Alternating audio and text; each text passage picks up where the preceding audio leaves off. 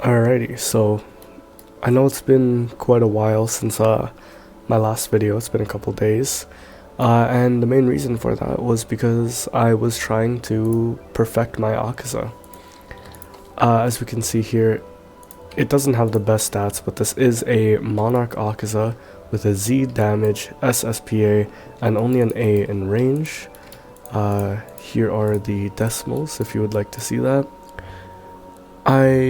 I've been trying pretty hard on upgrading its stats, but even after about 18 super stat chips, the SPA is always stuck at an S. The Z I got an attack from a 0% reroll all, and yeah, this is basically the best I can get it to.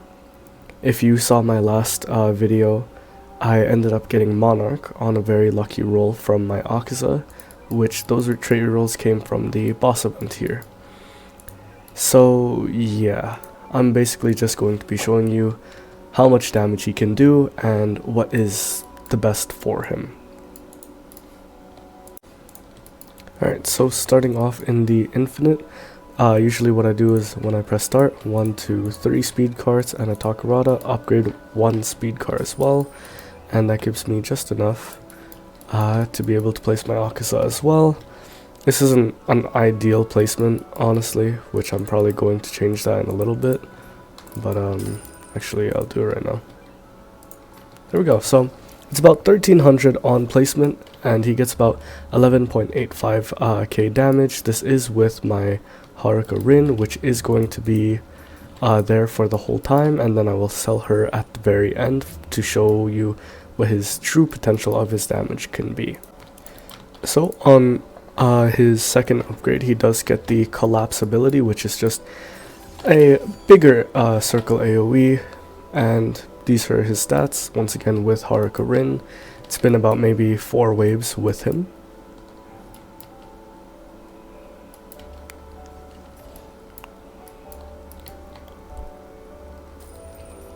And then he gets Disorder, which is his first line AoE, which usually I set him to closest and set him right about at the end of a road, so something like this would be ideal, or just anything where there is going to be a very sharp turn.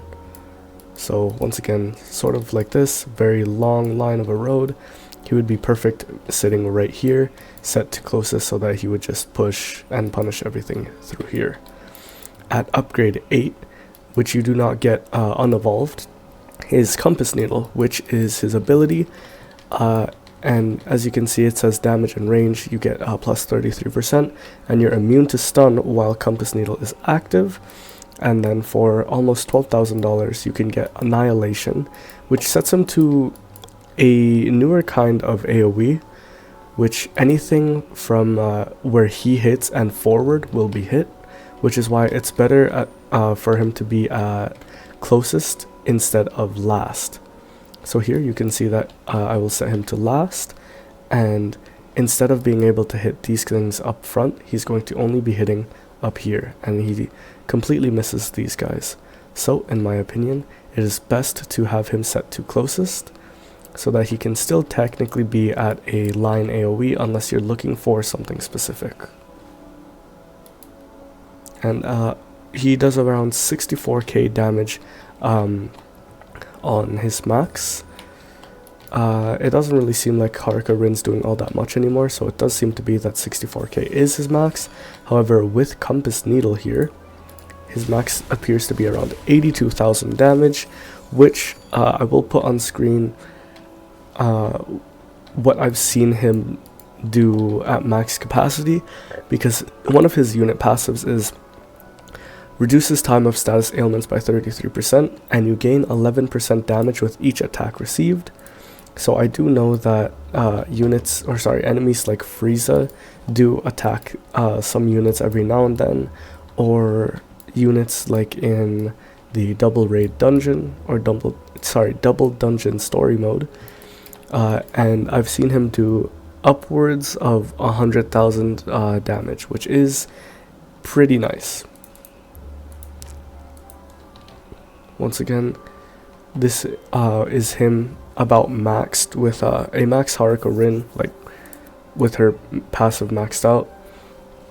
And with Compass Needle, he gets about 82,000 damage here, which I swear I just saw it be 84,000.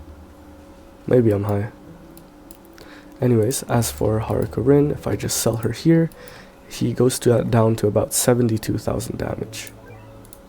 On the Demon Slayer raids, however, this guy, because he is a Demon Slayer character, also gets insanely boosted. I will actually show you right now what he can do. If I can click the teleport to lobby button. Alright, yeah, so this actually was Spider Forest. I'm sorry, I'm not a very big Demon Slayer fan. Hope you can forgive me. But yes, I will basically show you what he can do. I do believe that the most viable place to put him is around here, because when you set him to closest, he can just hit here and then straight line across. So on placement, Akaza, instead of doing 11.5k damage, does about 17k damage, which is a massive jump. If I were to max him out, I do believe he also hits around like 90k damage or something like that, because already this is a 6k damage increase. I'm going to place my Haruka Rin here so I can see how much damage he can do in total, as I've done in the infinite mode. But yes, 11.6k damage off rip is already insane. Alright, and with Collapse, he is at around 30k damage already. I don't really remember how many waves have passed since I placed Haruka Rin. Yeah, I'll probably put in post, but yeah, already upgrade 4, 41k damage. This guy is fucking disgusting. Alright.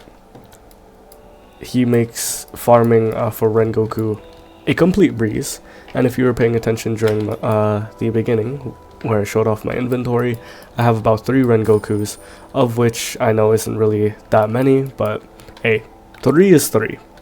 I'm not complaining. However, I am a little broken. I would like some money, please.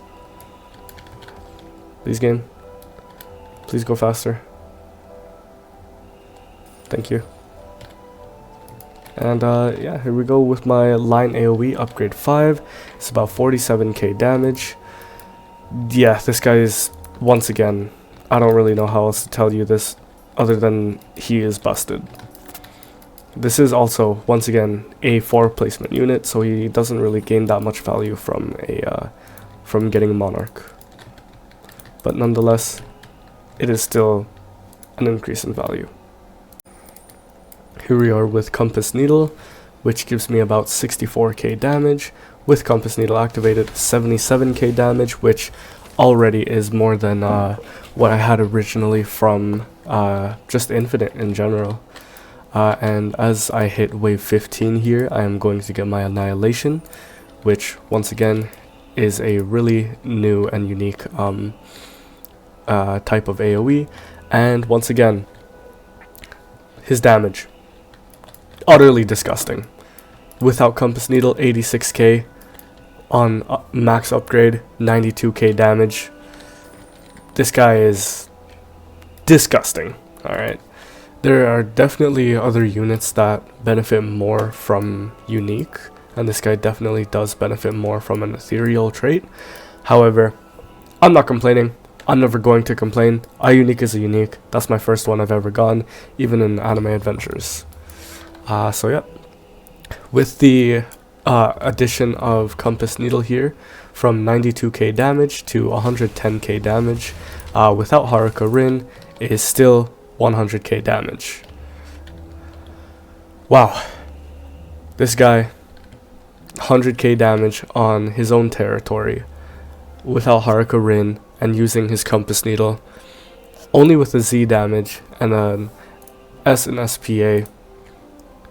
This guy is disgusting. So if I do 100.24 divided by 6.2, that is going to come out to about 16k DPS.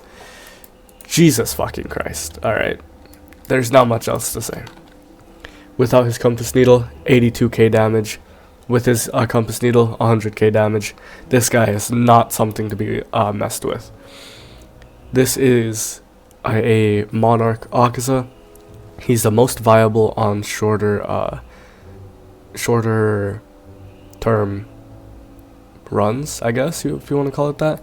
Because with infinite modes, especially because he is a 4 placement unit, you can place a shit ton of him.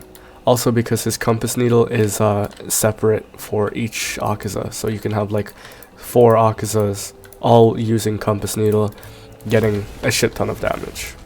But yes. And here we go with Susan Maru, whoever this is, coming on over. I am doing this only on Act 3 because I'm too lazy to use Sakura. And here we go. With one shot, bonk, is dead. That was without Compass Needle as well. This guy's just... oh, this guy is a chef's kiss, man. 106k damage with Compass Needle by himself. No Haruka Rin. Utterly disgusting.